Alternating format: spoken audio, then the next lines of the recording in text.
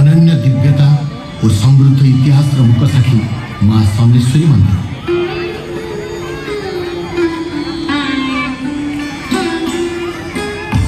देवी समलेश्वरी संबलपुर आराध्य देवी माँ नाम प्रख्यात संबलपुर नगर। प्रकृतिर अपरूप सुषमार भंडार अटे संबलपुर। चौहान वंशर बलराम देव थिले यार नृपवर। धनुर्धर विरोधी जानते मृगा विनोदी एक अचंबित कथा दृश्यपटे हेले अवगत। कुकुर को सांगे धरी राजा गले करने को शिकार।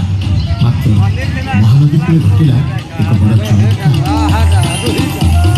देखिले राजन ताको कुकुर को गोड़ाउछन्ते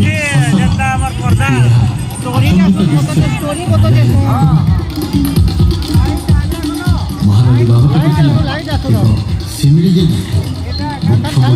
अकस्मात शशक अंतर्ध्यान देखी चिंतामग्न राजा शीघ्र को कले प्रस्थान। निद्रा काल देखी राजा एक अद्भुत स्वप्न उजागर हो राजा बसिले। तुरंत देवी समलेश्वरी सपने कहले नदी वक्ष रही अच्छी गुमदर रहुछि मुई एबे ताहारी मध्य। सिमड़ी वृक्ष मळे मते करज स्थापन एथिपाई मंदिर निर्माण कर हे राजन। स्वप्नादेश दे देवी अंतर्ध्यान है। निद्रा तेजी देवी को जी भाड़िले राजन। सिमड़ी वृक्ष मळे राजा देवी समलेश्वरी करले स्थापन। शताब्दी शताब्दी धरी देवी होइछंती सेठारे आसीन। स्वप्नादेश अनुरूप राजा आरंभिले मंदिर निर्माण। मात्र समस्त उद्यम तांको होइला जी पंड।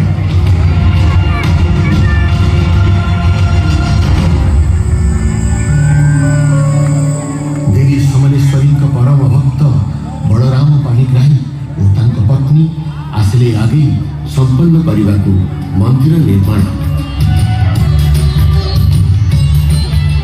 मूर्ति तोर दिव्यता और समृद्धिर प्राणवंत बरहा चिन्हित मुख भारी अनुभव।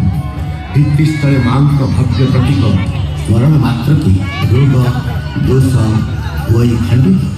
तुम्हें नहीं नाम कहार रूप प्राचीन काल मन मध्य रही माता। हे देवी समलेश्वरी अटर शांति प्रदायी प्रतिध्वनित हुए तो रहस्य पृथ्वी गर्भर। प्रतिवर्ष 3 पर्व हो पाई कुलपल्ली हर्षोल्लासे हुए बिगड़ी। हस्ते धरी पुष्पांजलि सर्वकुलवासी माँ पर्व माती होती।